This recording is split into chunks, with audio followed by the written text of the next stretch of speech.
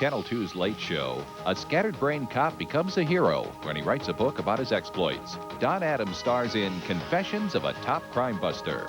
Next.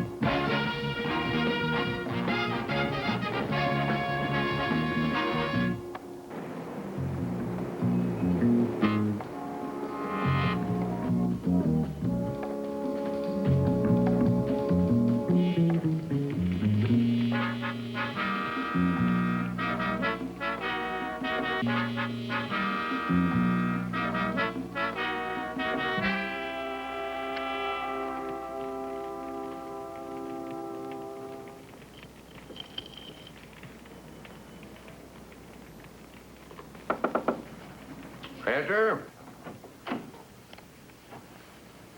Yes. He's returned the manuscript again. A persistent fella, isn't he? This is the 16th time. Is it any good? Well, you told me not to bother to read it, just return it. Is it any good? I think it's dreamy. Well, can't be any worse than this is. Let me have it. Oh, Elizabeth, if he telephones again, will you ask him where he buys this candy? Yes, Mr. Dunster.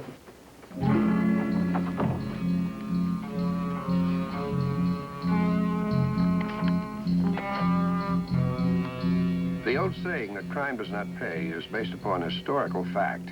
I can testify to this from my many years of experience as one of the most successful crime busters in our nation. My adventures over the period of my illustrious career invariably brought me into contact with many hardened criminals. To be sure, most of them I have forgotten. One, however, I shall never forget. The infamous Duke Fletcher. In a way, the Duke was my mentor. Through him, I learned much about the inner workings of the criminal mind. It was this knowledge from him that I drew upon to help me solve many of my most challenging cases. This book is respectfully dedicated to Duke Fletcher. Indeed, a criminal amongst criminals. I first met the Duke some years ago. The place, Sunnybrook Penitentiary. We've got a roommate for you, Duke. Male or female?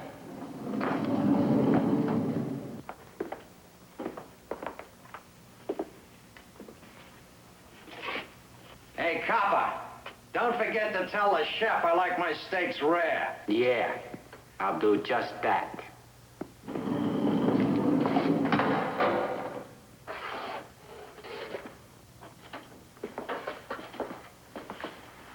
Get that stuff out of there. You're upstairs. Forget it. I don't like sleeping that high above the ground. Well, the only other choice you got is sleeping very low under the ground. Give me a hand getting my stuff up there, will you? And now you know the rules. My rules, Duke Fletcher's rules. Break one and I break you. Look at me, you got me shaking like a leaf. Maybe I'm not making myself clear. One step out of line, you get this. Oh, yeah? You try that and you get this. He struck a guard. He struck a guard. Well, I told him to impress Duke Fletcher with his toughness, but I never suspected he'd go this far.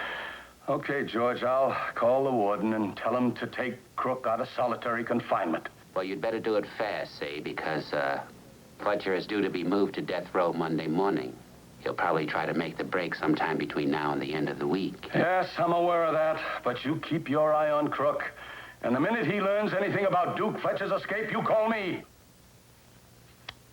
Where did you say you was from, fresh guy? I didn't. You look familiar. Ever been in the Midwest? Once. I did 2 to 5 years in Leavenworth for assault.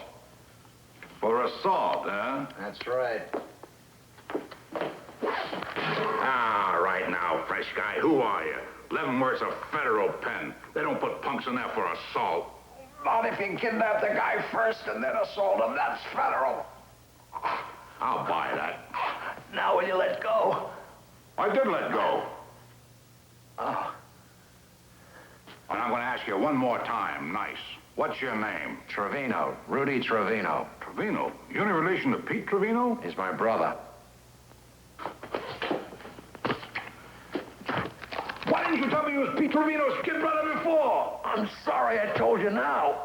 I'm sorry, kid, but Pete Trevino's like family to me. Where family's concerned, I get very affectionate. That's all right, Duke. Pete used to talk about you all the time before they sent him up. For what? Armed robbery, extortion, obscene phone calls. Oh, that boy always had a lot of class. What are you in for, kid? Armed robbery, 1 obscene phone call, and attempted murder. Attempted murder, huh? Yeah, and with a deadly weapon. So you're Pete Trevino's kid brother. Oh, you son of a gun. You know you look a little like him. You know how much he used to talk about you? Not as much as he used to talk about you, Duke.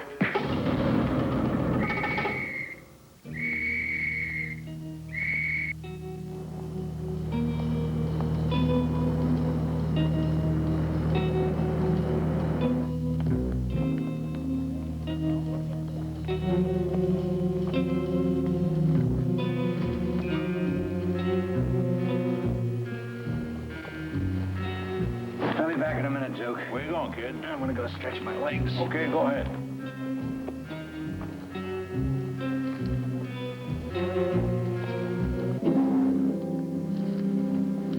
George, no word, nothing on when Duke plans to make his escape.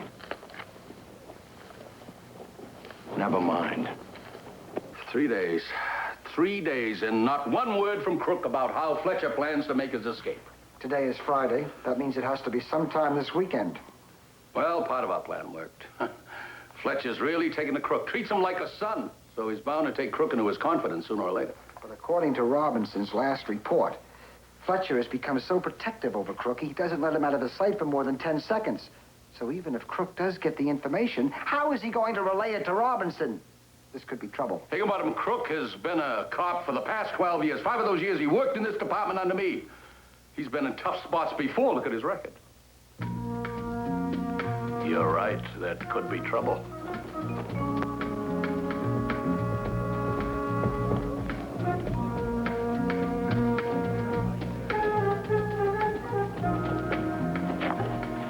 Where you been, kid?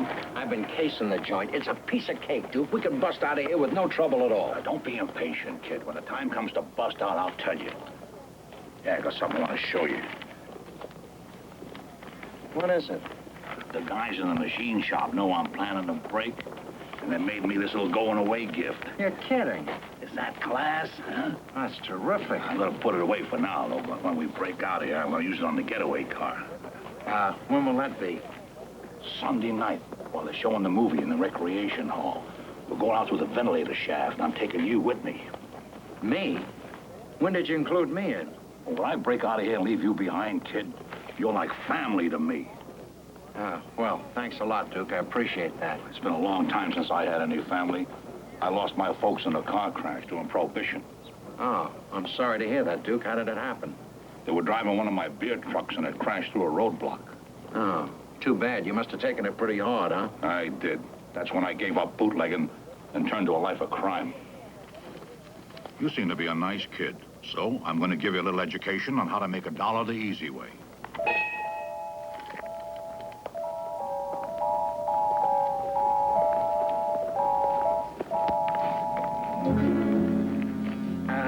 I think I'll go stretch my legs again. Now, you stretched them enough. Sit down.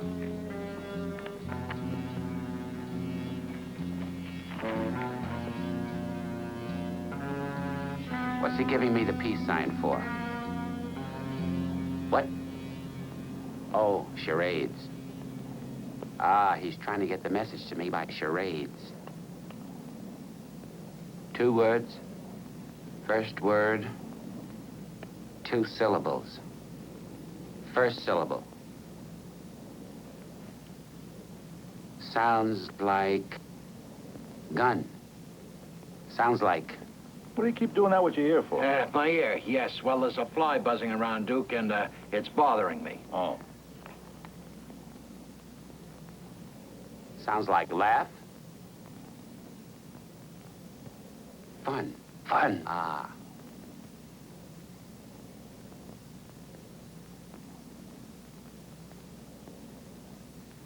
Sun. Ah, that's it. First syllable in the first word is sun. Second syllable sounds like... Is that fly still bothering you? That's all right, Duke. I'll get him. I don't even see it.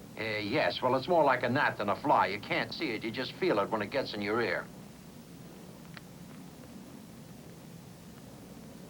Pray? Ah, day. Sun. Day. Sunday.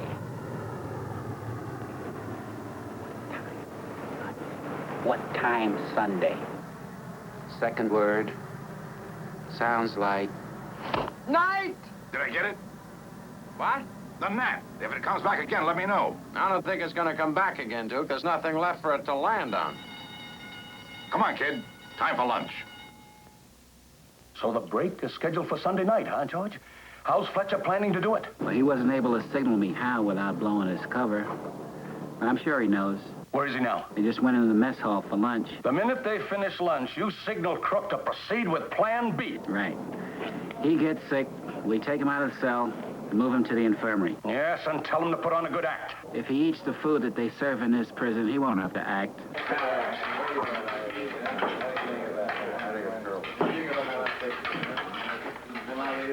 Meatloaf again. That chef cooks like he's trying to poison somebody. Yeah, that's exactly what he's in here for. Pass the ketchup, Duke. Ketchup. Give me ketchup. Fresh bottle. Fresh bottle.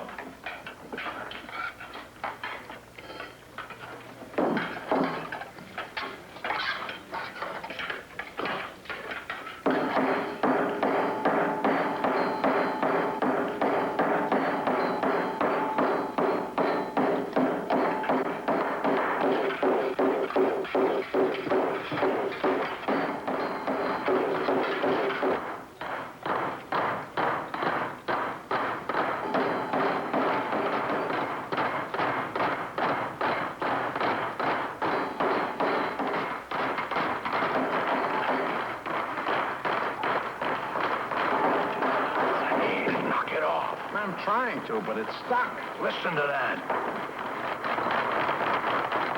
Sounds like everybody's having a lot of trouble opening their ketchup. Come on, let's go. Where? We're gonna make the break now. Now? You said Sunday night during the movie. You promised. Listen, after this, there ain't gonna be no movie Sunday night. We'll be restricted to ourselves. Now, we make the break now or never. Let's get to the ventilator shaft.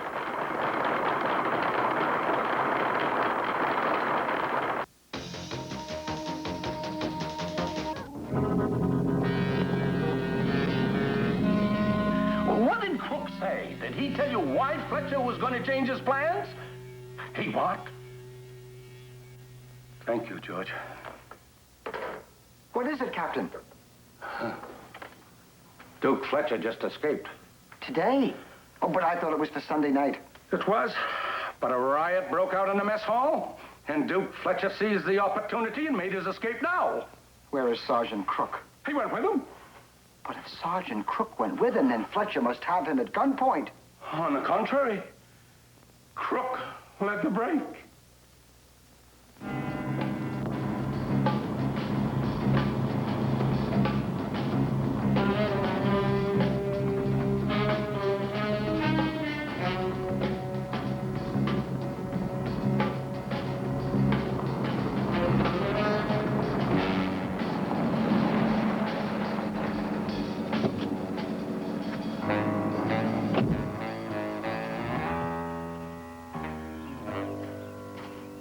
This is it. It's a good thing we stole this cab, Duke. It would have cost us $66.85 to get up here. $66.85? Why, those thieves? You wait here. I'll go see if Manny's inside.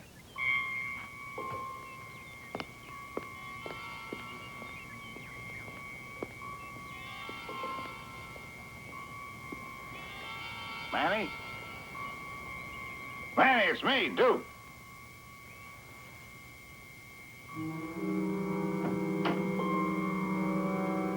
Manny?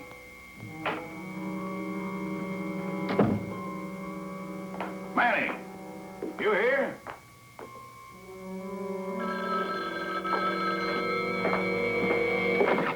Yeah. Duke? It's me, Manny. Well, Manny, where are you? I'm at the bus depot in town waiting for the bus from Phoenix. I just picked up the newspaper and read that you busted out. Why the change in plans? I was all set up for Sunday night. Yeah, well, something went wrong. I'll tell you when I see you. What are you doing at the bus depot? Good news. Your boy Pete Trevino got parole yesterday. His bus is due in 15 minutes. Pete Trevino, parole. How about that? Oh, say, listen, I got a big surprise for him. I busted his kid brother out with me. Rudy's with you? He's out front in the car. Well, listen, Manny, don't say nothing to Pete, and I won't say nothing to Rudy. I just want to see the expressions on their faces when they meet. Captain Andrews, this just came in on the teletype. I never figured on this. What's up?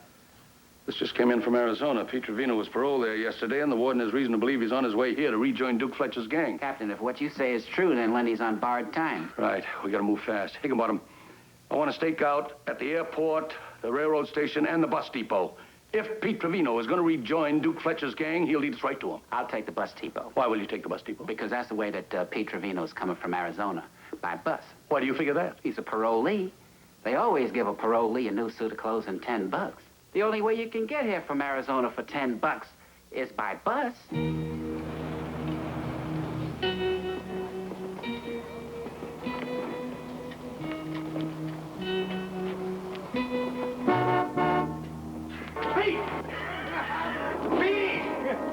You look great. Manny, it's nice to see you. Hey, I read in the papers where the Duke is out, too. Yeah, he couldn't wait for parole.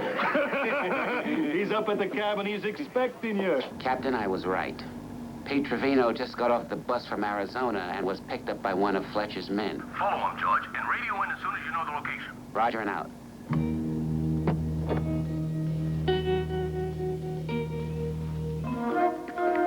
Hey, old kid, Manny's clothes fit you pretty good. Yeah, I'm a perfect Manny. Say, kid, I didn't tell you before, but I'll tell you now. You're pretty handy behind the wheel. That was some driving. Well, thanks, Duke. When'd you ever learn to drive like that? Well, when I did a stretch at Folsom, I took the driver's training course.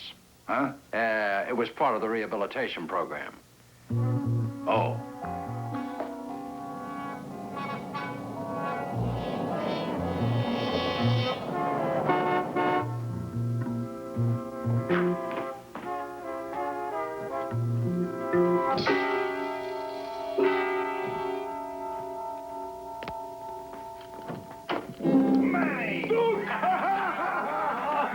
Duke, you haven't changed a bit. Why should I? I was only in a month. Where's Pete? Right here. Hey, Pete! Oh, have I got a surprise for you. Hey, kid, come on out here. Have I got a surprise for you? Yeah? So what's the surprise? Look who's here. That's the trouble with family reunions. Nobody ever knows what to say. Say hello to your brother. My brother? Don't you recognize your own brother? Pete hasn't changed that much in 6 years. Of course. It's just that, well, for a moment there, I didn't know it was him. Hey, how are you, Pete, boy? What, are you blind? That's Manny. I know it's Manny. It's just that I haven't seen him for a long time either. Hey, Pete, you old son of a gun. Listen, if they find out I'm not your brother, they'll kill me, so play along. If you won't do it for me, do it for Mom and Pop. Pop. That's not my kid brother. He's not your kid. Grab him. My kid brother's still doing time in Ohio. Now, wait a minute, Duke. Who are you gonna believe, me or him? What if I said he wasn't my brother either?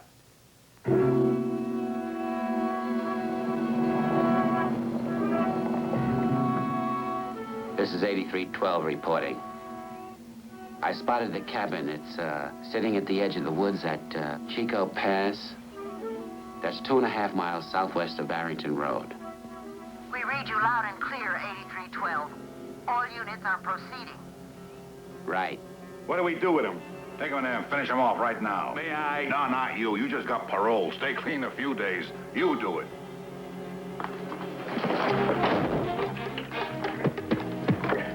He's locked himself in. Well, quick, around the back. Let him have it through the window.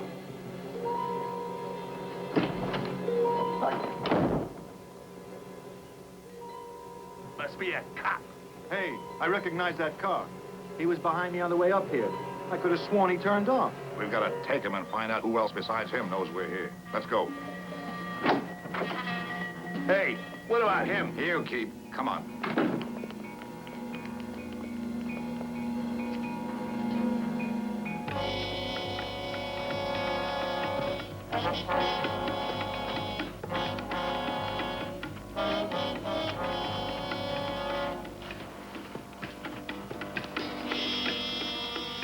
He must have gone around the back when we come out the front. That means both of them are in a cabin.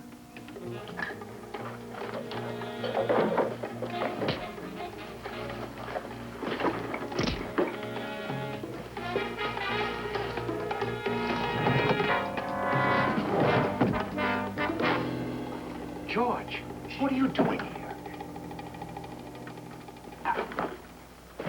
I followed Trevino from the bus station.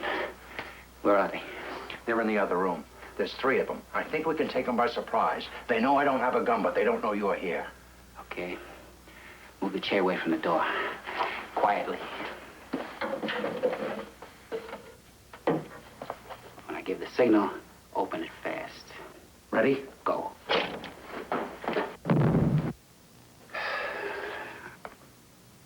I forgot to unlock the door. Yeah, I know. How come they didn't hear that? Maybe they left. Open the door, huh? Give me that thing in the back of the car. All right, you guys. We know you're in there. We got the place surrounded. You don't stand a chance. Now throw out your guns, get out with your hands raised. George, aren't we supposed to be doing that? You got exactly 10 seconds. Hey, look!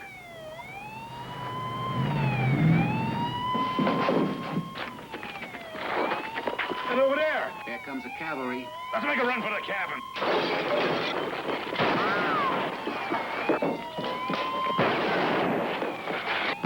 What are you doing? Well, there's no sense breaking 2 windows. Use that one.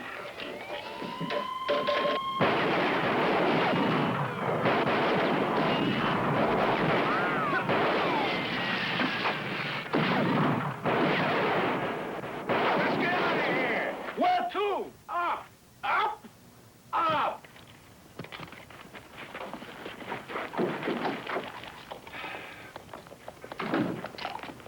Nice work, fellas. Sorry, Duke.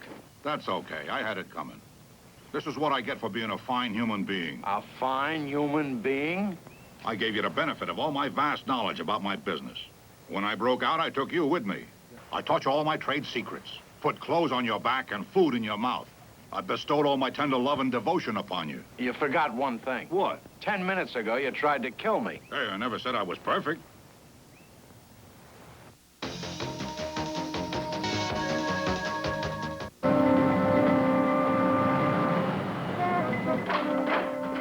Gentlemen, if you will be seated, Captain Andrews will be right in.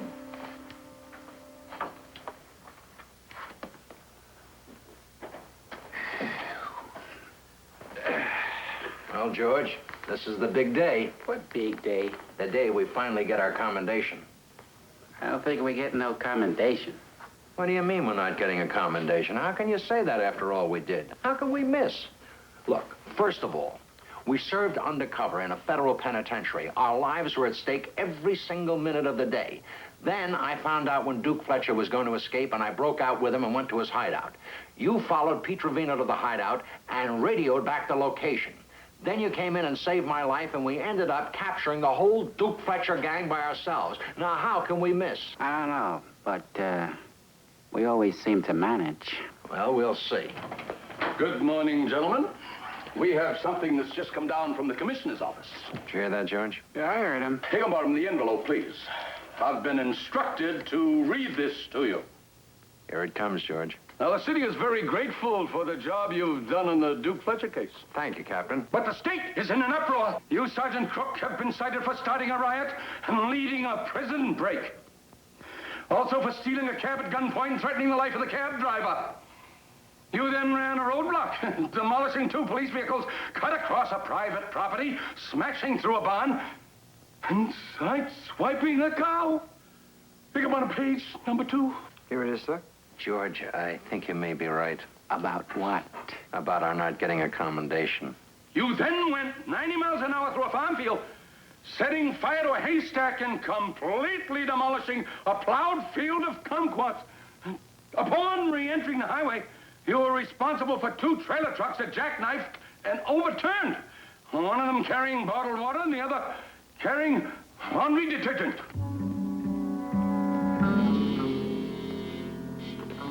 A short time after that unforgettable interlude at Sunnybrook, fate crossed my path with Mickey Rossetti, a distant relative of the Dukes by marriage. This encounter proved to be a fascinating one, worthy of recounting in some detail. It started at the Zenith National Bank.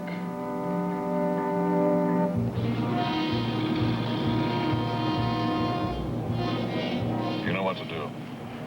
I'll follow in my car. Right, Frank?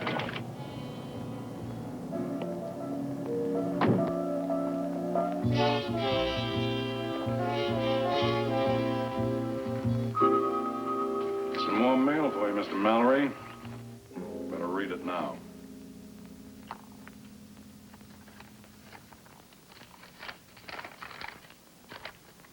We're holding your wife. Give the bearer of this note $500,000 in unmarked bills. Do not call the police. Do not phone your home. You'll receive word later where to find your wife. How do I know this isn't a trick? You don't. But your wife's life's at stake. You want to take a chance? No, I can't risk it. $500,000. We don't keep that kind of cash on hand. Then you got a problem. I will have it later. When? Our money is delivered from the main reserve at 3:15 after the bank closes. 8312, 8312, come in, 8312. This is 8312, go ahead. We have a code 940, the Zenith National Bank. Repeat, code 940, Zenith National Bank. We're on the way. A 940? What's a 940? I mean, I've heard of a 941, cat stuck in a tree, asked for the landlady, but what's a 940? A 940 is a bank robbery in progress. Approach quietly, no siren, no lights. Maybe they'd like us to turn the motor off and just coast in. Where's that car, Hop? We can't wait any longer.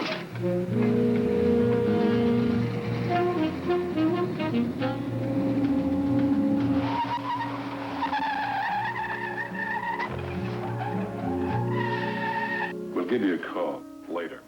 Tell you where to drop the money. All right. Call the cops, the FBI. Do anything crazy. Your wife gets it right there in your own home. Understand? I understand.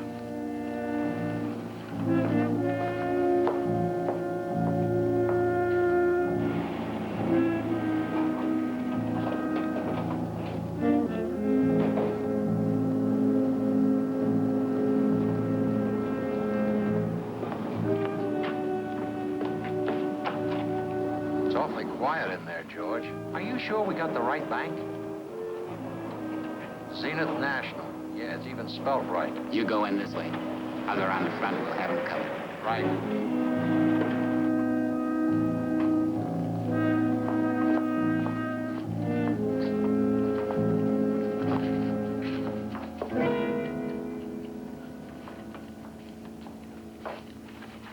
Hi.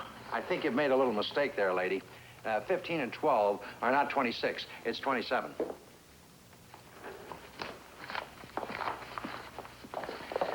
Is there a holdup? Hold up! Don't do that. They're not supposed to know. I'm a police officer. All right, everybody, I'm Detective Robinson. Open it up. Step aside, please. Step aside, please. Okay, we'll take over. I'm Detective.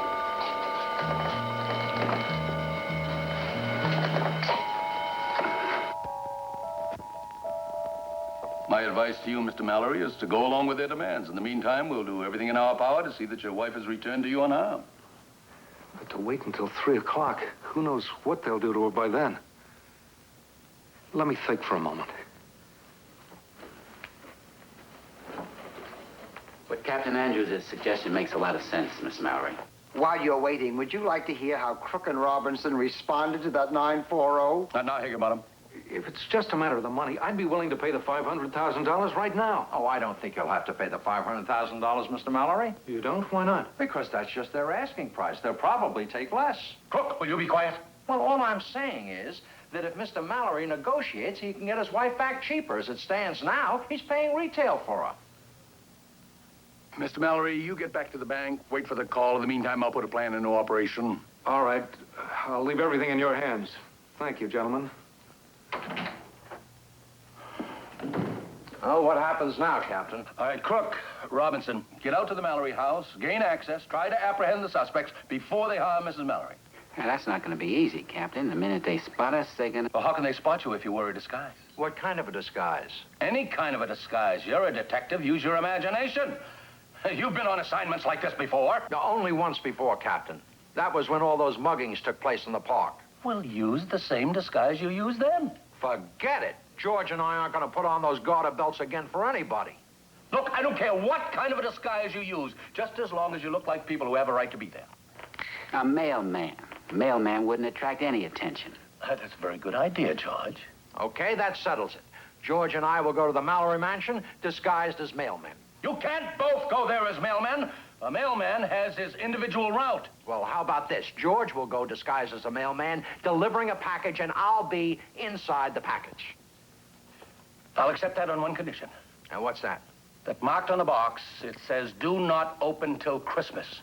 That's the worst idea I've ever heard in my life! You know, kid, one of the best covers and case on the joint is to make believe you're a gardener. I pretended to be a gardener when I cleaned out a big mansion on Long Island. Well, I have another idea, Captain. How about this? How about us going disguised as gardeners? That's not bad, Captain. Oh, no, that's not too bad. Well, that's it. George and I will go to the Mallory mansion disguised as 2 Japanese gardeners. Get out. Sayonara. Tell you what? Yeah, well, that's Japanese for... Get out!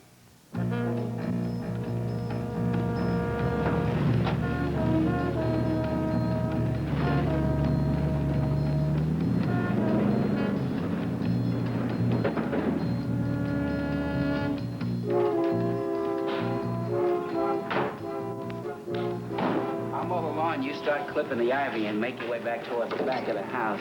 Right. Yeah, and look for where they turn on those sprinklers. You know, all them gardeners water the place.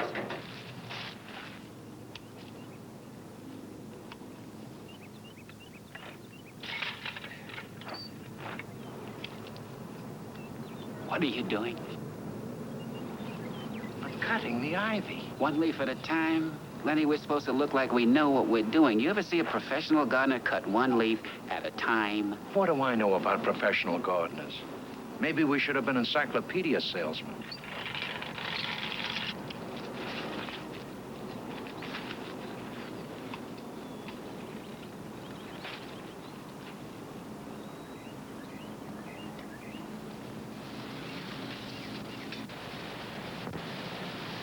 Hey, George, I just...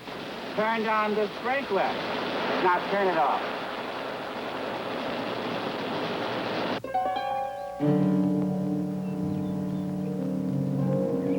That window up there is partially open, probably leads to a bedroom. Maybe we can get up there by climbing this trellis. You think it'll hold us? Yeah, I think so. Feels good and solid. Let's go.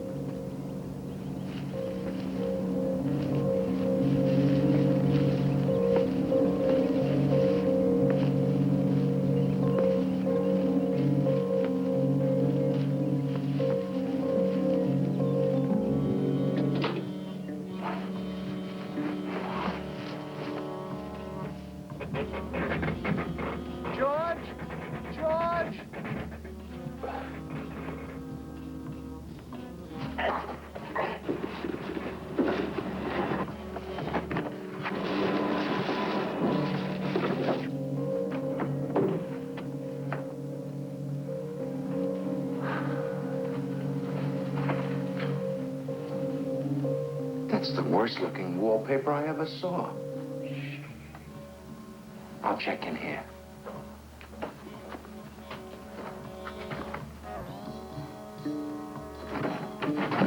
What's the matter? They got the same wallpaper in there.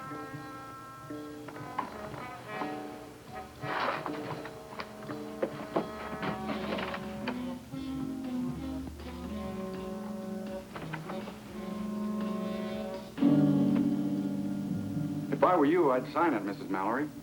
I can't do it. I just can't. Ransom note. Power play. Believe me, Mrs. Mallory, if you don't sign it, you'll be a very sorry woman. All right, I'll sign it. Let's take it. I can assure you, Mrs. Mallory, this is the best offer you can get for this house.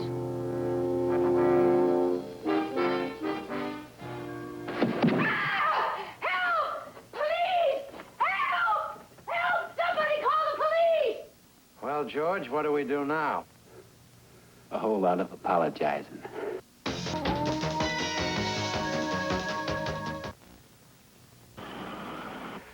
She's safe.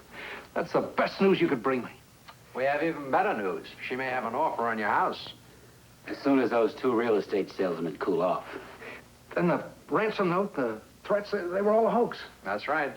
Well, I wasn't taking any chances. I had the money right here for them. Excuse me, gentlemen. Hello. Mallory? Yes, this is Mr. Mallory. That's the man who brought the note. Play along, see what he says. You ready to do business? I have the money, all of it. Good. Now listen, and listen good. Put it in an ordinary paper shopping bag and take it to the main railroad passenger terminal downtown. Put the money in a paper shopping bag, drop in trash can near last ticket window, main railroad passenger terminal. Railroad terminal?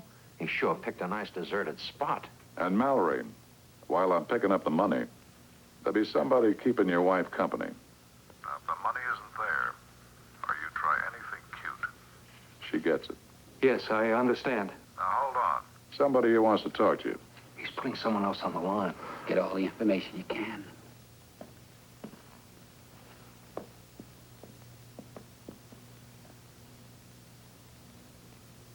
Darling, this is Myrna. What? Do what they tell you. Please. Hello? Hello? Hello? No, it's not possible. What's not possible? They didn't kidnap my wife. Well, we know that, Mallory. It's even worse than I feared. What do you mean? They kidnapped my girlfriend.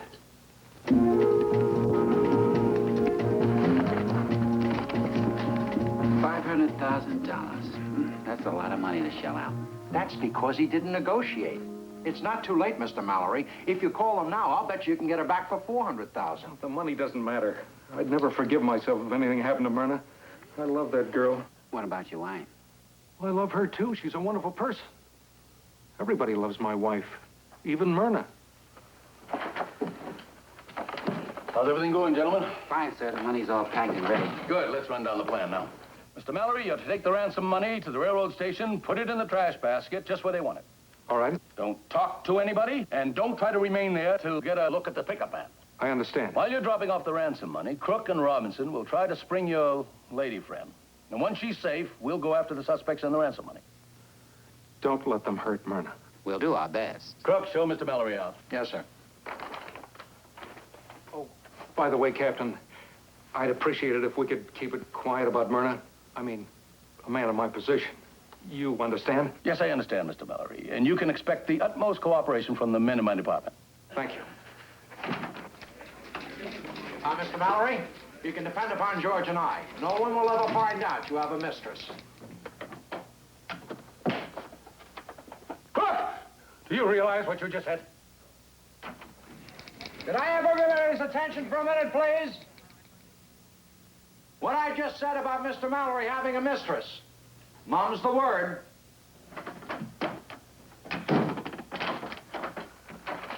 Sir, I checked with the phone company, and they will cooperate. Good. That means the telephone at the girlfriend's house will be put out of order. How soon will that be, Higginbottom? In about 15 minutes. All right. That's how you men can gain access into the house. Understood? Understood. Yes, sir. Now, remember, the men are armed and dangerous, so both of you be very careful. We can handle them, Captain. Anything else? I don't think so. I have a report on what took place at the Mallory house when Crook and Robinson attacked those two innocent real estate agents. Now is not the time, Higginbottom. I don't want to hear it. But they're threatening to bring suit, sir. He said he didn't want to hear it. All right, you two better get going.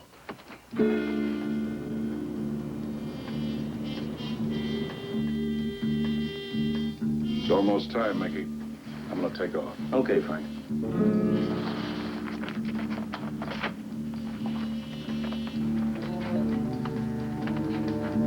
And as soon as I get the money and I'm in the clear, I'll call you. Don't worry, Frank. By the time you get back to pick me up, it'll be finished.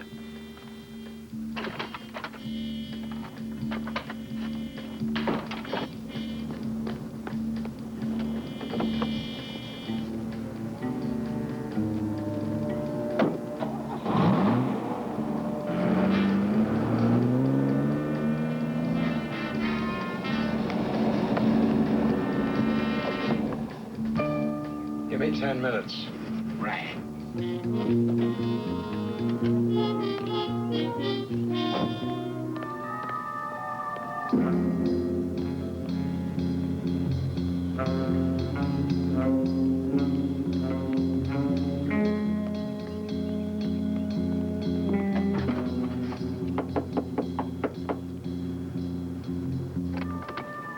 Yeah. Telephone company. I got to report your phone is out of order. I didn't report any phone out of order. Look, fella, I got it right here on the worksheet. Somebody reported your phone out of order. Where's your telephone?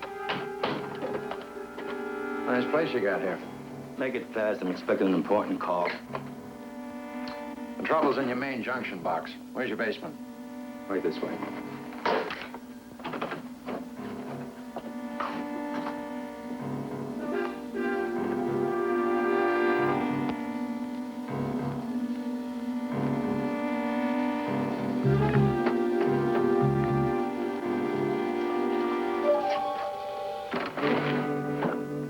Wait a minute, George. I'll get your box. One word out of you, and you're through.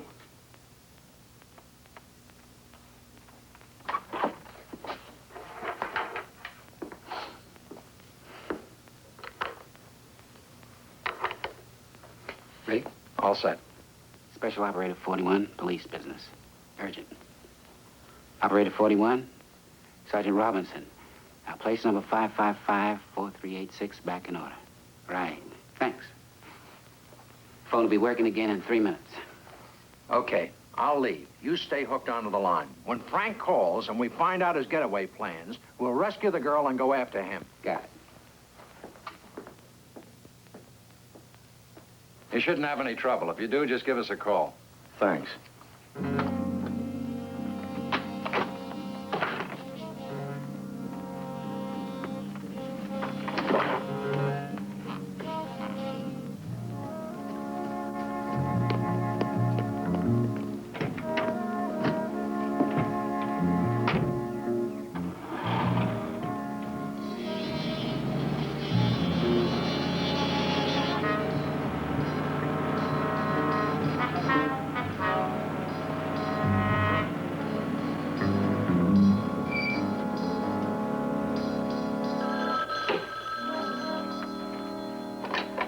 Hello. Mickey, everything's under control. I got the money, no problem. Great. I'm on my way to pick you up now. Take care of the girl right away. Don't worry, I'll handle it.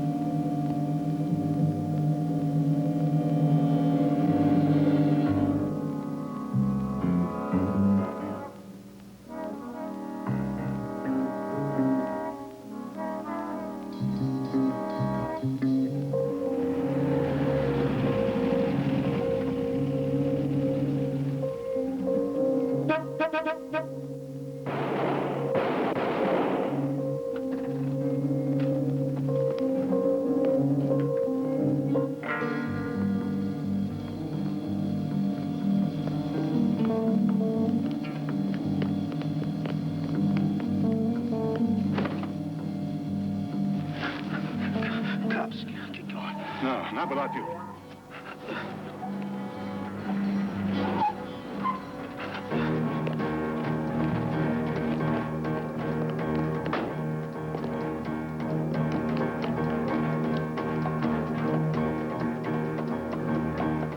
He went around the back. Cover me. Yeah. Lenny. Lenny. All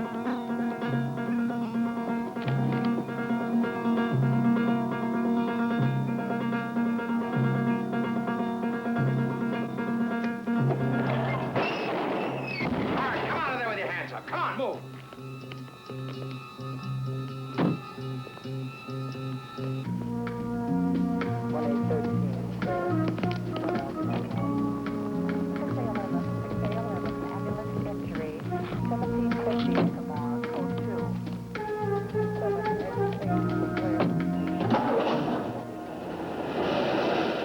I'd better go inside now and phone Mrs. Mallory. Mrs. Mallory? You can't phone Mrs. Mallory. I have to. She's probably worried half to death about me. Why should she be worried about you? I'm their maid.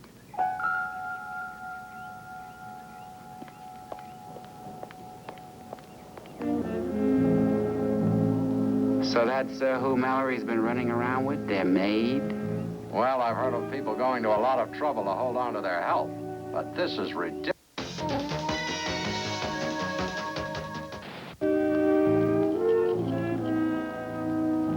I never really believed that national crime was broken up into families, but now I am a believer.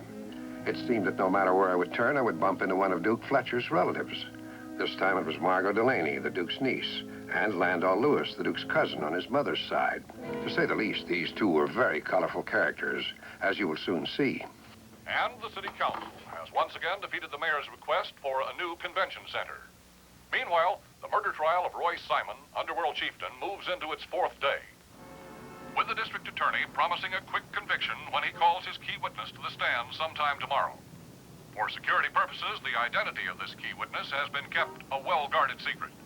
And now, Howard Bets and Sports.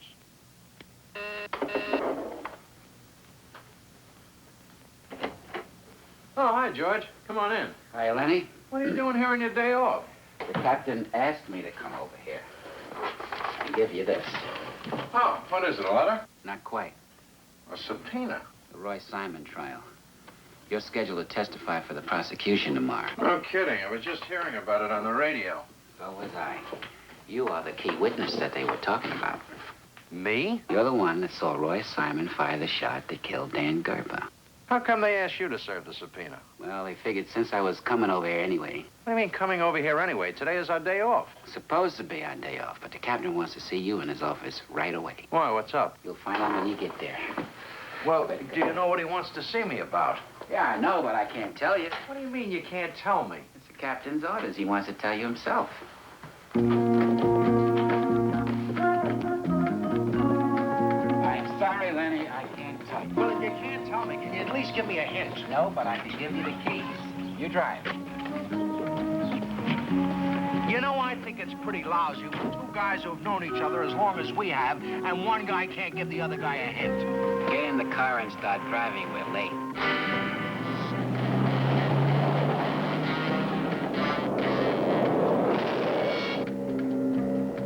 George, that guy just tried to kill me. Is that enough of a hint for you, Lenny? Morning, Captain. Morning.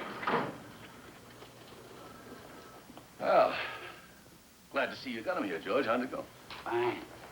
Fine? Someone just tried to run me over less than an hour ago. You call that fine? Where did this happen? Right in front of my apartment. Well, that means the syndicate brought their man in earlier than we figured. We figured the hit for tonight. What hit? What man? What are you talking about? Lenny, we received a tip that the syndicate has given out a contract on your life. Why? To keep you from testifying at the Roy Simon trial tomorrow. You were the one who saw him holding the gun, weren't you? No, I saw him shooting the gun. I saw him holding the gun. You see, George was late. If George had been on time, we both would have seen him shooting the gun. I wasn't late. He got nervous and rushed in ahead of time as usual. The point is this. If George had been on time, he would have seen him shooting the gun. I would have seen him holding the gun, instead of him just seeing him holding the gun and my seeing him shooting the gun. But as it was, George just saw him holding the gun, and I saw him shooting the gun. I don't care. Then why did you ask? Evidently, you're not aware of the seriousness of this situation. The underworld has you marked for a hit. Well, I've been in danger before, Captain. I can take care of myself. Not this kind of danger, Lenny. They've sent for the enforcer. The enforcer? Captain, if we know the enforcer's in town, why don't we put out an APB and have him picked up? Because nobody knows what he looks like? Nobody's ever seen him before? What do you mean nobody's ever seen him? He just tried to run me down less than an hour ago. Did you notice what kind of car he had? Well, I didn't notice what kind of car he had, but George did. All I got was a fast look. I don't even know what make it was. I know it was a black 5-door. A car with 5 doors? 4 of theirs and 1 of ours. I don't want to hear any more. Sergeant Crook, I'm relieving you from duty. From this moment on, you're officially under police protection. I've arranged for a place to hide you. Your meals will be brought in to you. You can't go out, talk to anyone, or see anyone. Sergeant Robinson is in charge. Robinson, you have your instructions. Get going. Right. Let's go, then. Good luck. And remember, don't take any chances. Wait a minute. Aren't you going to look outside? How do we know it's safe? This is a police station. The only people outside are cops. Well, supposing that the enforcer is disguised as a police officer. We've never seen him. We don't know what he looks like. Then it won't do me any good to look, will it?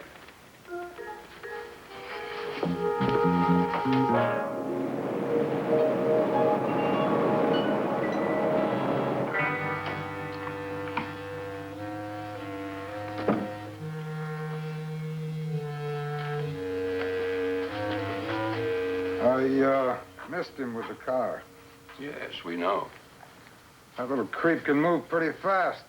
I'll nail him for sure next time. But not with a car. We just found out where they intend hiding him. National Hotel, room 304. The place will probably be crawling with cops. My best bet is to take him from the outside, make the hit through the window. There's no building across the street for a vantage point. That's why they picked that hotel. Then that's definitely the way to make the hit. They'll never expect it. I'll need some special equipment. Vince, go with him. Get him anything he needs. Landau. Don't miss this time. Consider him dead.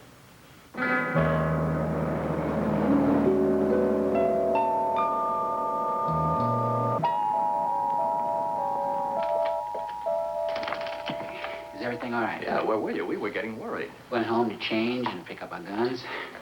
It's okay. Come on in. Anybody see you bring him in? I don't think so. Are you sure? Take his word for it. Even I didn't see him bring me in. What a cheap dump. How come the captain picked a place like this to hide out in? The physical location of this place makes it tougher for them to get at you, and it makes it easier for us to watch over you. You guys got your assignments? Check. I've got the roof. Rosen here's got the desk in the lobby, and Harrington's checked in across the hall. Okay. Now get going. And remember, anything suspicious, call me. Right. I still don't understand why you picked such a cheap, crummy joint. Will you stop calling this place a joint? We just picked this place out because our men can give you the best kind of protection here. They know this place inside and out. How come? They raid it all the time. Lenny, you can relax. There's no way for the enforcer to get at you here. Oh, really? Really? Well, how about this? Supposing the enforcer decides to go down to the basement, to the ventilating system, take some poison gas, put it in the ventilating system in 3 minutes. Not a chance. We've got Roland and Perkins stationed in the basement. Oh. Here. Well, let's kick this around for a while. The enforcer comes down the hall and knocks on the door. He wouldn't dare. We've got Margolin and Parker stationed at both ends of the hall. Do you mind if I finish? Huh? Do you? Do you mind? Hmm? Supposing the enforcer comes down the hall disguised as a bellboy. Now, I know that there are bellboys in this hotel because I saw one. That was Sergeant Goldberg. Sergeant Goldberg is working here incognito? Not incognito, Lenny. He moonlights here as a bellboy. So you see, Lenny, you can relax. This place here is like a fortress. Well, maybe you're right, George. I suppose it would be pretty hard for the enforcer to get at me here, except maybe by the window. George, that's it. That's how he could get me. He could do it with a high-powered rifle. All he has to do is to get on the roof of the building across the street. Lenny, they tore down the building across the street 3 months ago. No building, no roof. No building, no roof.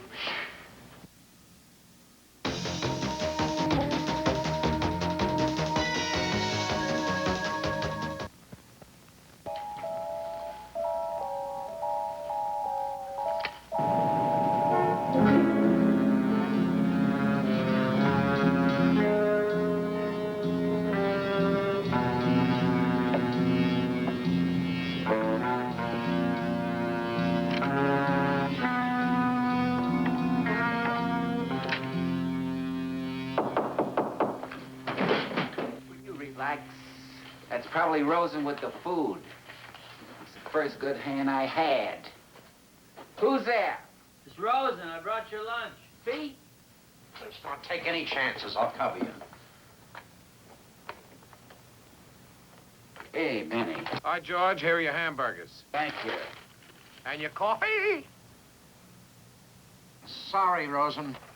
And your Danish. You got anything else for us? Even if I did, I wouldn't give it to you.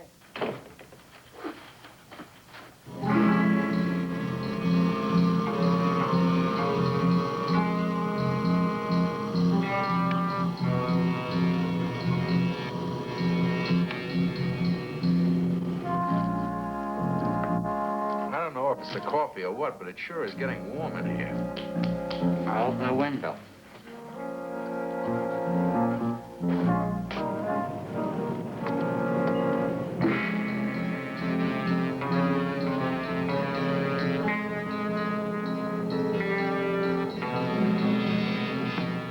Stuck? Yeah. Let me try it. I'm very good with windows.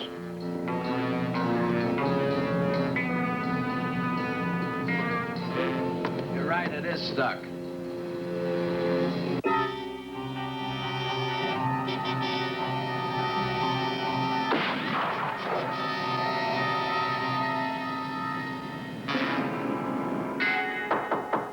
Open up, George. It's all over. We got him.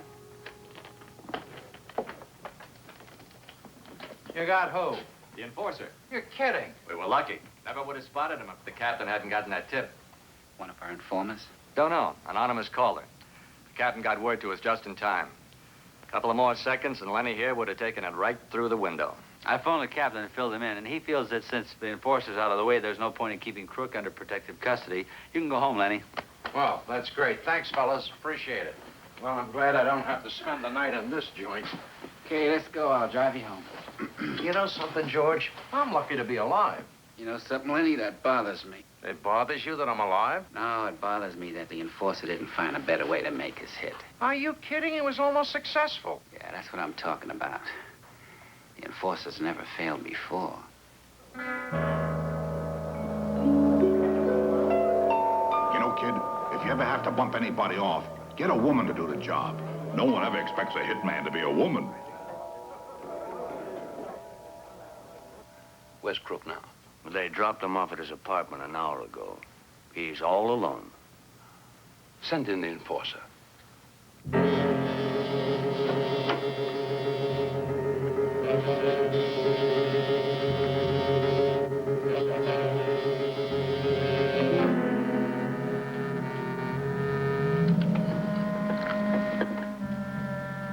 Your plan worked. The decoy is dead, and Crook is in his apartment alone. The hit must be made tonight.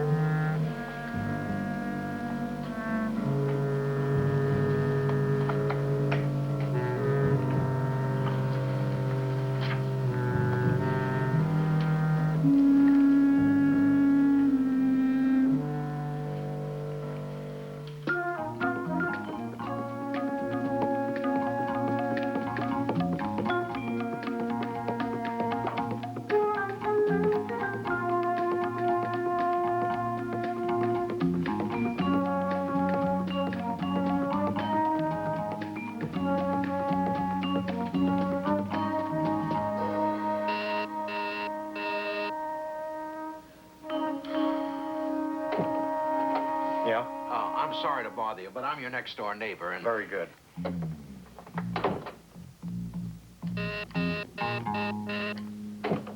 Hey, what are you, a welcome wagon? I'm busy. Yes, well, I'm sorry to bother you, but you see, I'm locked out of my apartment. Sorry, I'm not a locksmith. Listen, fella, you see, we share the same terrace. If you'll just let me go through your living room, I can get to my apartment from your terrace. All right, but make it snappy, will you?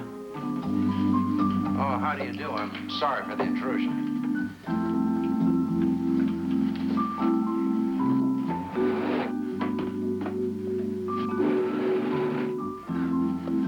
Now, where were we? Much obliged. I really have to get going. I'll miss my flight. What are you talking about, baby? You got plenty of time. Besides, there's a fog rolling in. You'll probably be grounded for a couple of hours.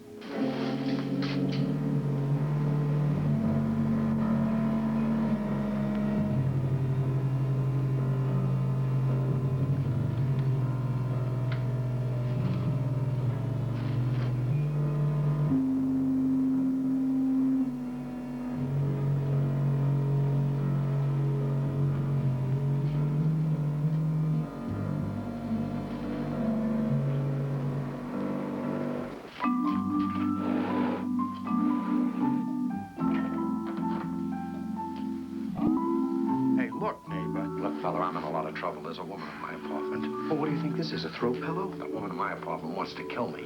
That might not be a bad idea. Listen, you may not believe this, but I happen to be a police officer. Now, I don't have any identification, but you better take my word for it. Now, do you have a phone I can use? Yeah, there's one in the bedroom. Thank you. Andy, I really have to get going. How can you leave without finishing your drink?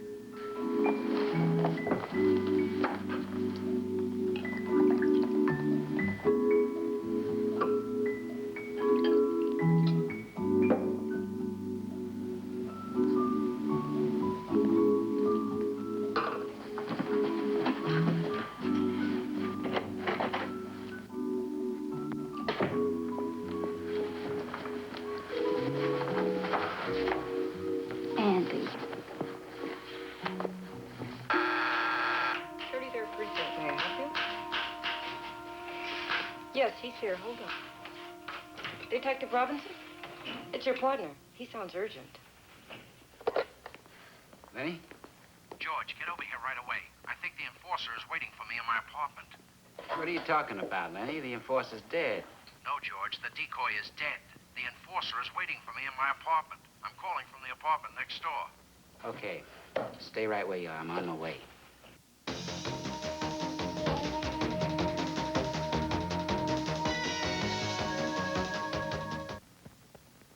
Thanks for the use of the phone. Appreciate it.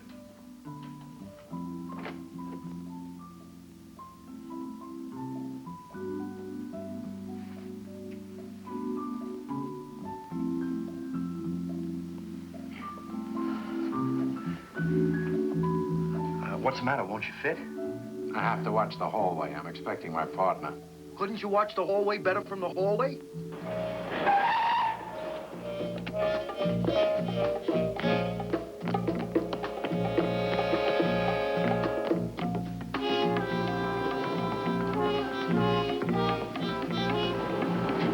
George. What are you doing out here? I told you to wait in your neighbor's apartment. He threw me out. George, I've checked the halls, and she's still in there. She? Yes, the enforcer is a woman. No wonder nobody knows what he looks like. How does she get in your apartment without you seeing her? I don't know. She must have sneaked in when I took the garbage out. George, how are we going to handle this? I don't have a gun. Well, I'll have to take her through the front door, but if you can get through the terrace and get in there long enough to distract her... Well, that means I'll have to go through my neighbor's apartment. What's wrong with that? Nothing, except I may not live to get to the terrace. Look, it's the only way. It's 10:15 now. Exactly 10:20, I'm coming through that front door. You come through the terrace exactly 2 seconds before that to distract her. You got it? Got it. All right. Good luck.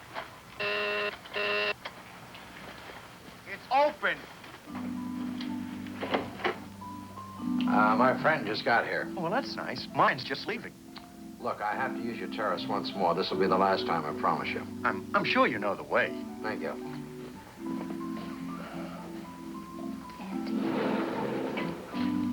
Will you please call me a cab? I'll drive you there myself. When? Right away.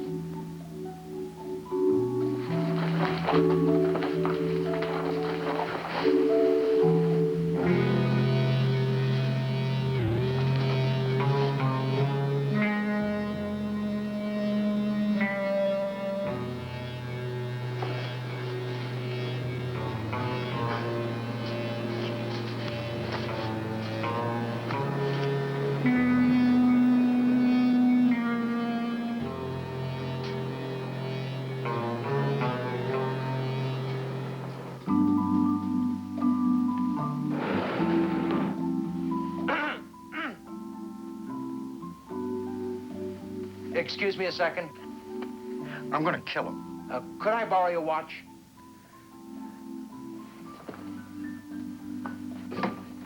Would you hurry it up, fella? Here, take a whole clock.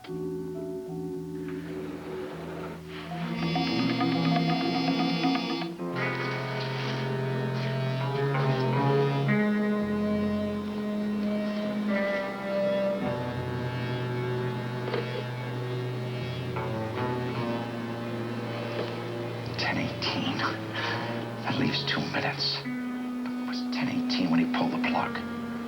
Then he had to open the door, hand me the radio, and close the door.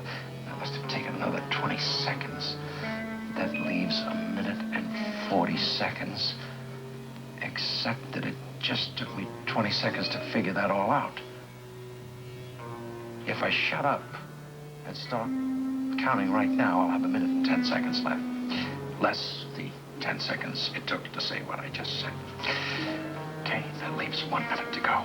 Another minute and a half to go. 45, 44, 43, 42. Minute and 10. Minute and 9. Minute and 8. 25, 24. 59. 58. 5, 4, 3, 2, 1, 0. Police officers!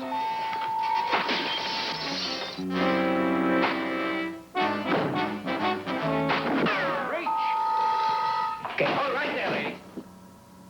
Get your hands up.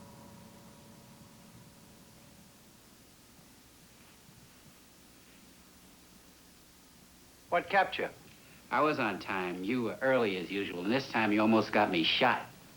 Well, what are you complaining about? She shot at me before she shot at you. Well, that's what you get for being early.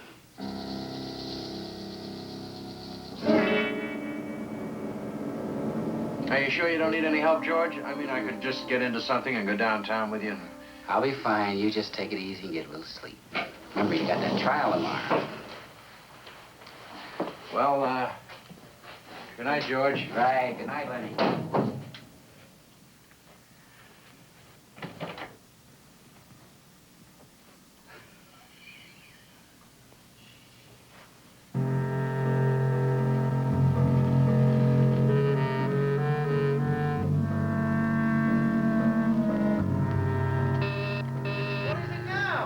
Western Union. Can I use your terrace?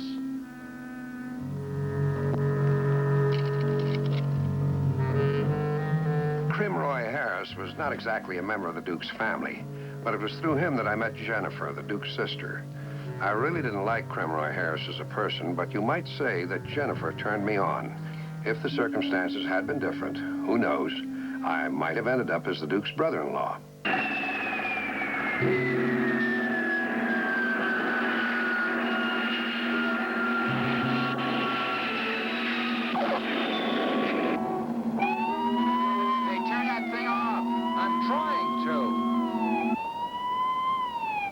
I thought you were going to take it and have the short fixed. Well, I was going to fix it this morning, but we have to pick your mother up at the airport. I'll do it right after that.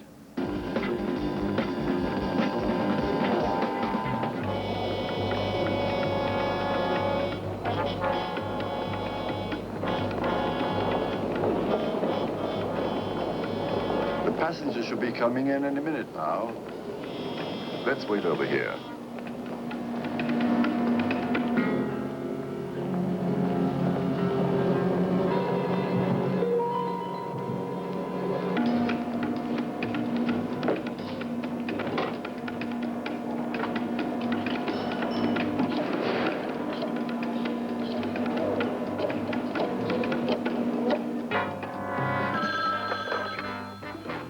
Captain Andrews speaking. Lieutenant Ferguson here. I followed the professor and his girl to the airport. They're going to meet somebody coming in on flight 114 from Miami. Miami, huh? And the diamond was stolen in Palm Beach. Ferguson, I'll give you better than even money that the man the professor is to meet is the suspect. Right. And whoever he is, he'll be coming through that door in a few minutes with the diamond. As soon as the professor tries to make contact with him, I'll move in. Be absolutely sure before you make your move. You know, that diamond's worth $750,000. We wouldn't want to scare them off. Don't you worry about that, Captain. I've been on this case too long to blow it now. Well, I'll say goodbye now, Mr. Krem. It was a pleasure meeting you, and I enjoyed your company on the plane. And I enjoyed yours, Mrs. Robinson. Oh, here are your grapefruit. Oh, I almost forgot them. Thank you for carrying them. Well, goodbye, Mrs. Robinson. Goodbye, Mr. Krem.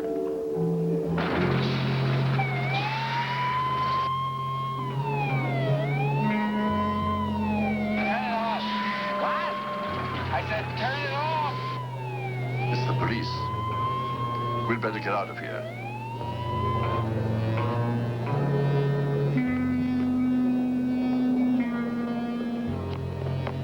Here, let me give you a hand with those grapefruit while you're getting your luggage.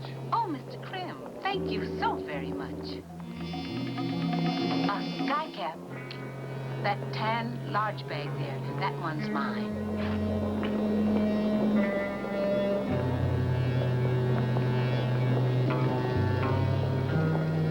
That's the one. Thank you. I'll take the grapefruit now.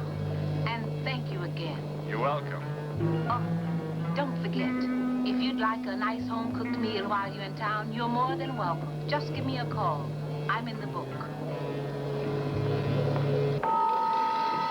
I just may take you up on that. Ah, there she is.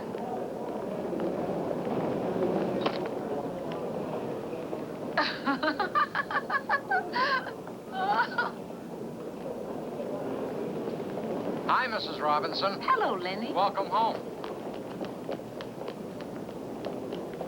Here, let me take these for you. Thank you. Yeah, well, shall we go? Robinson! Crook! Crook! What are you two doing here? Oh, hi, Lieutenant Ferguson. George, look who's here. It's Lieutenant Ferguson. Hi, Lieutenant Ferguson. Mom, this is Lieutenant Ferguson. How do you My do? Mom. How are you? What are you doing here? We came to pick up George's mom. Yeah, she's been in Miami for the last 3 weeks. And I had a marvelous time. And she had a marvelous time. Are you here to meet somebody, Lieutenant? Yes. Yes, I'm here to meet somebody I've been waiting to meet for 8 months. Lieutenant Ferguson, you know what I think? What? I think you're waiting in the wrong terminal. No plane could be that late. But you can't blame us because there was a short in the siren. He's right, Captain. That was a mechanical failure, not a human failure. The short in the siren is a mechanical failure. But failing to get it fixed is a human failure. Biggest diamond robbery in all the years I've been with the department. This close to making an arrest. Would have meant a promotion and a raise in salary for me. We're sorry about that, Captain. Well, the promotion and the raise in salary aren't really that important. Oh, Captain, with your rank, a raise in salary and a promotion would have meant that you were transferred right out of this precinct. Well, that means that you wouldn't have been able to work with George and I anymore. That's what's important to me. Captain, why don't we put out an APB on the suspect and have him picked up before he can get rid of the diamond? Because we don't know what the suspect looks like. All we know that he was bringing the diamond in from Florida to have the professor cut it up so it'd be easier to get rid of. Captain, it stands to reason that if the siren scared off the professor, then the suspect will have to make contact with him again. That's right. And Lieutenant Ferguson will be right behind him. And we'll be right behind Lieutenant Ferguson. What's that? Well, seeing as what happened at the airport was our fault, I think it's only fair that George and I give Lieutenant Ferguson a hand and wrap the case up right away. What do you think, George? Yeah, it's the least we can do. Oh, no, I don't want either one of you anywhere near that case. Now, I realize what happened at the airport this morning wasn't really your fault. You just happened to be at the wrong place at the wrong time. I'll buy that. You two happen to be victims of bad timing. Now, to show you that my heart's in the right place, I'm going to tear up your report. Captain, could I have the pleasure of doing that? That wasn't your report. It wasn't? I bought a new car yesterday. That was my bank loan. I'm sorry about that, Captain. Get out. Could we give you a lift? Get out!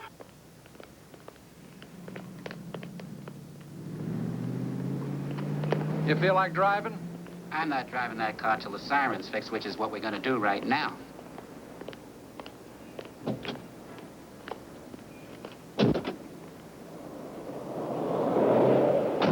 Hey, George, look, your mother left her grapefruit in the car. I'll give them to her when I get off duty tonight. I don't think that's such a good idea. I mean, I don't think you should leave grapefruit in a car on a hot day like this. They're liable to spoil. Okay, we'll take it to her now, which is it's on the way to the garage anyway.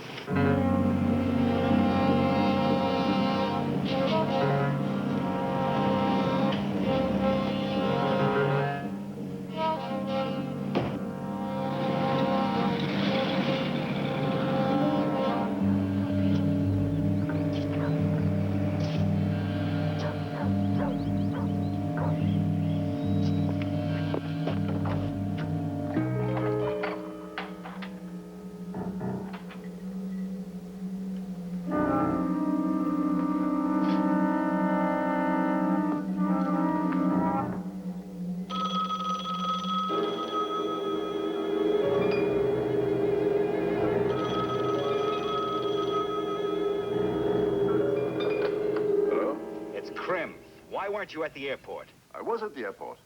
When I heard the police car pull up, I decided to get out of there and not take a chance of giving you away.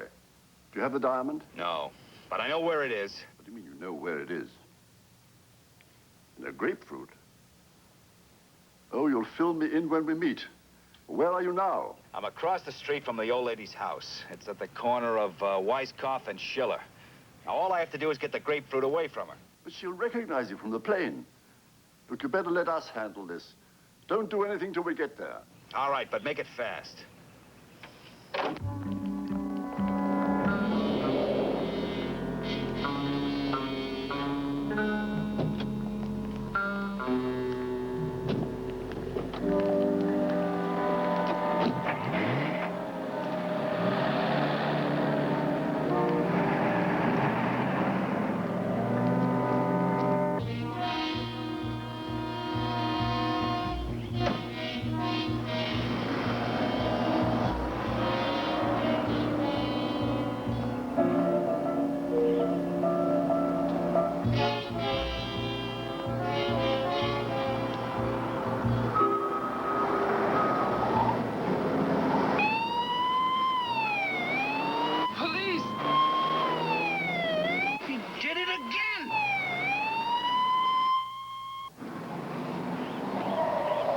That Lieutenant Ferguson certainly holds a grudge.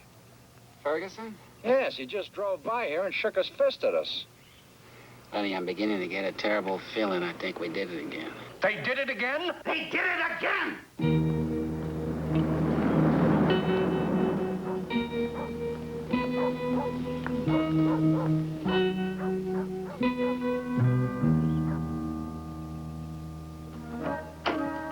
Mrs. Robinson? Yes? I'm Miss Gregg from the Department of Agriculture, and I understand that you brought some grapefruit back from Florida with you. Yes, I brought some grapefruit back. What about it? Oh, well, we have a report that a specific shipment of grapefruit may be contaminated with an unsafe amount of pesticides. And the grapefruit that you brought back are from that shipment. Oh, my goodness. Oh, no need to be alarmed. I can tell just by looking at them whether or not they're contaminated. But I don't have them. You don't have them? No, I didn't bring them back for myself. I brought them back for someone else. Who? My son's boss. And where can I get in touch with him? At the 33rd Precinct. He's chief of detectives. Now, if you'd like to come in and use my phone... No, that won't be necessary. I'll go down there myself. If you had only gotten here an hour sooner, you could have stopped them. Stopped who? My son and his partner. They brought the grapefruit back to me, and I told them to take them down to headquarters and to give them to Captain Andrews. Twice in one day. Just when the professor was getting ready to make contact and Ferguson was getting ready to move in, you two arrive on the scene and ruin everything. All we were doing was dropping something off at my house. Now, how did we know that Ferguson was tailing the professor in that area, on that very street, at that moment? It's getting terrible, Captain. Every place we go in the city, Ferguson is there. Frankly, we don't know where to go anymore. That's Ferguson. He'll tell you where to go. George. What? I'd take back the grapefruit. Well, it's getting late. You two are going on duty.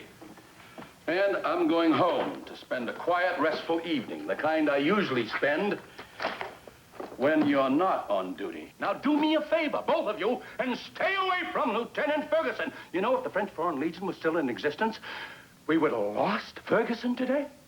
Captain, don't forget your grapefruit. And your briefcase. Oh, thank you, George, and thank your mother for me.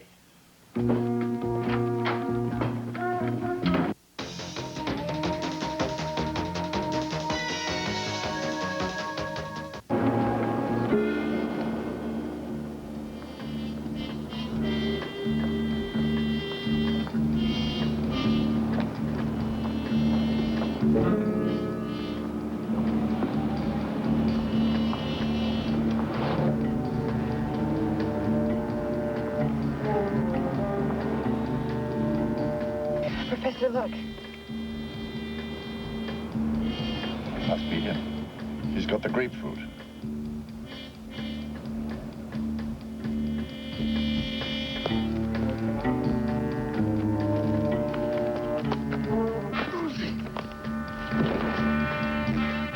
He's got it.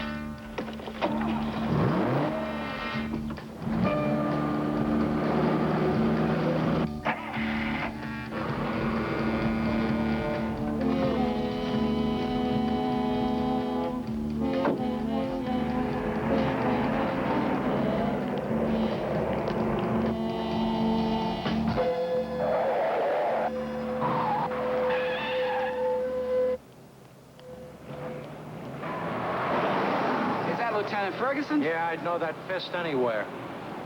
If that was him, we'd be better off if he'd run us over. George. Look, Captain Andrews? Are you all right? What happened? I was mugged and I was robbed. Somebody held you up and took your wallet? Not my wallet, my grapefruit. Your grapefruit? Whoever the guy was, he must have been starved. You know, kid, I'll give you another idea. If you ever have to hide anything, stick it in some fruit. I once hid a hot gun in a watermelon. Not your wallet. I don't know. All I know is he hit me over the head and I dropped the bag of grapefruit and he picked it up and ran. He didn't even look for my wallet. Something's happened to those grapefruit to make them far more valuable than just an ordinary bag of grapefruit. Of course. If your siren scared off the professor at the airport, it stands to reason it scared off the suspect as well. That's a possibility. It's more than a possibility. It's a probability. That's what I say. It's a probability. If you had a hot diamond and the police were closing in on you, what would you do with it? I'd sell it. You wouldn't sell it. You'd hide it someplace. You'd get rid of it. No, I think first I'd sell it. You'd hide it someplace. You'd get rid of it. No, if you had it, you would hide it. If I had it, I would sell it. No, Lenny, I can't buy that. I'm not trying to sell it to you, George. George, you listen to me. Now, suppose you were the suspect, and you had a hot diamond. Police are closing in on you, and you have to hide it. And the closest thing to you is a bag of grapefruit. What would you do with it? Sell it. I'd hide it in one of the grapefruit. Exactly, and with an innocent-looking woman like your mother to carry it out of the terminal for you. It's a perfect place to hide it. That explains why he didn't take your wallet. He was after the grapefruit. Right. Get me Lieutenant Ferguson immediately. It also explains what Professor was doing at your house today. He was after your mother's grapefruit. What do you mean he doesn't answer? He has to be there. He's on stakeout duty. And he wouldn't leave without calling me first. Unless Something's wrong. I told you we were being followed. Inside, quick.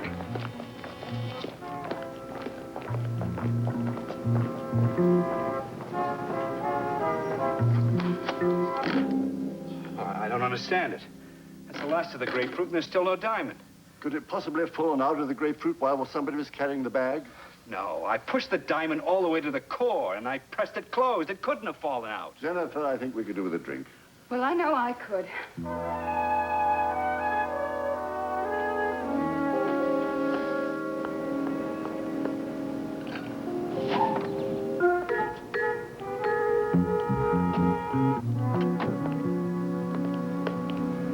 George, look, he left the microphone off the hook.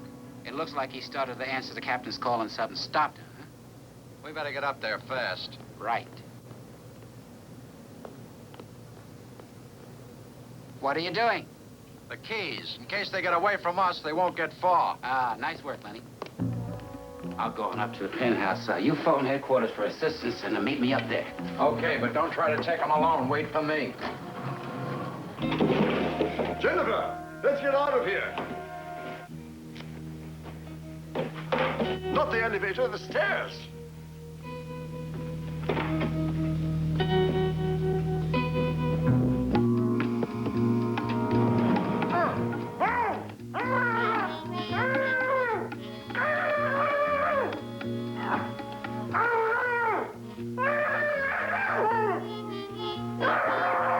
And make it fast.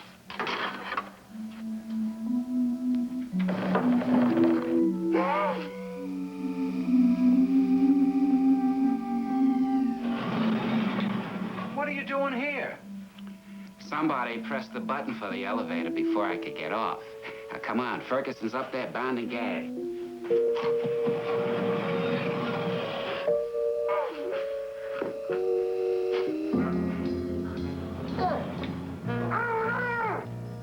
Untie Ferguson. I'll check the bedroom. Uncuff me. The keys are in my pocket. They're gone. They took the stairs. Come on, let's go. Come on, come on.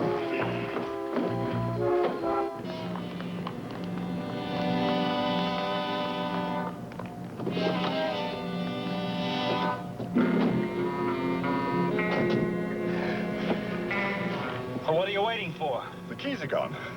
I always leave the key in the ignition so I won't forget it. Well, what are we going to do? Wait here.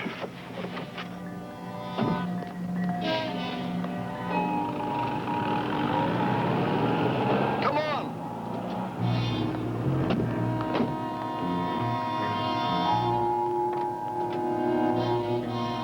Look! It's the grapefruit. See, here's where I slid it. It must have fallen out of the bag. Excellent. Let's get out of here. Well, they couldn't get away in their car. I've got the keys. What? I said they... I heard you. All right, you follow their car in your car. I mean, you follow their car. I'll be right behind you.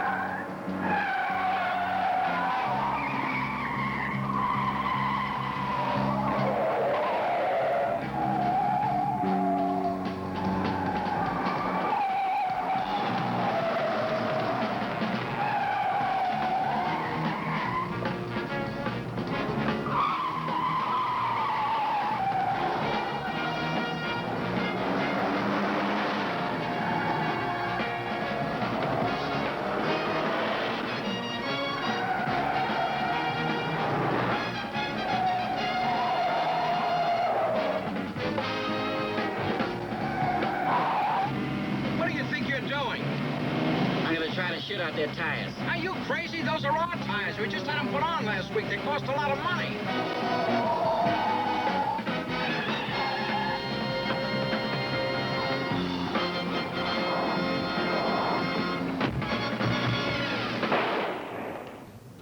offices. All right, Professor, where's the other guy? Up there, George, you get him. I'll take care of these two.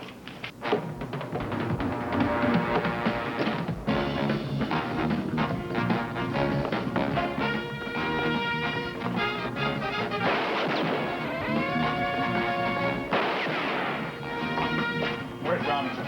Up there. You go help him. I'll take care of these two.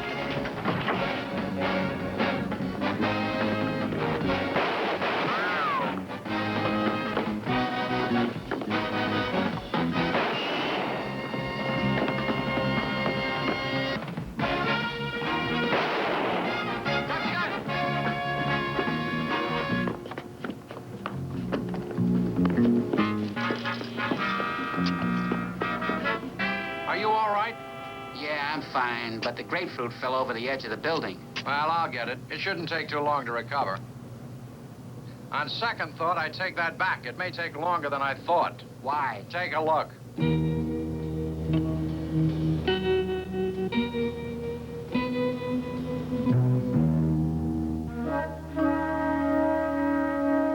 That's the biggest diamond I ever saw. You boys will never see a more expensive one. I hope not. That one caused us enough grief. You men and Lieutenant Ferguson did an admirable job in handling this case. Thank you, sir. And Lieutenant Ferguson is up for a special commendation as soon as he gets well. He sure took it hard when he looked over the edge of that roof and saw where that grapefruit had landed. It took the both of us to keep him from jumping off the roof. But why did you let him cut open 6,000 grapefruit in that truck without any help? We tried to help him, but he threw a grapefruit at us. Then he held us at gunpoint while he proceeded to cut open every one of those 6,000 grapefruits. Then when he got down to the last grapefruit and found that the diamond wasn't in that one either, he really flipped out. But I don't understand. If he cut open every one of the grapefruit and didn't find the diamond, where did this come from? That was in the grapefruit he threw at us.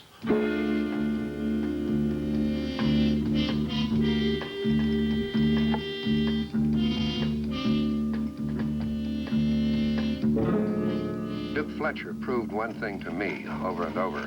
Experience is the best teacher, and if you're fortunate enough to find a teacher who has had vast practical experience and who is willing to impart to you the wisdom of that experience, there's no limit to what you can learn and the heights you can reach if you are willing to accept this knowledge and put it to wise use. As time passed, I realized that a refresher course was in order, so I decided to do some graduate work. Naturally, I picked my old alma mater, Sunnybrook Penitentiary. Teacher, Duke Fletcher. We've got a roommate for you, Duke. Male or female?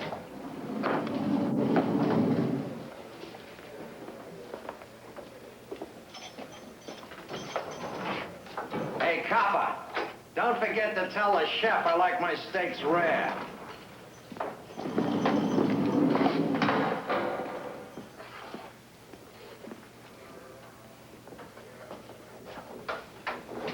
Maybe I'm not making myself clear. One step out of line, you get this.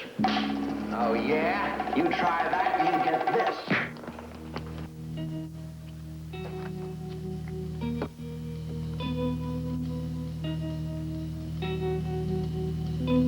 Amazing fellow. I think we'll publish his story.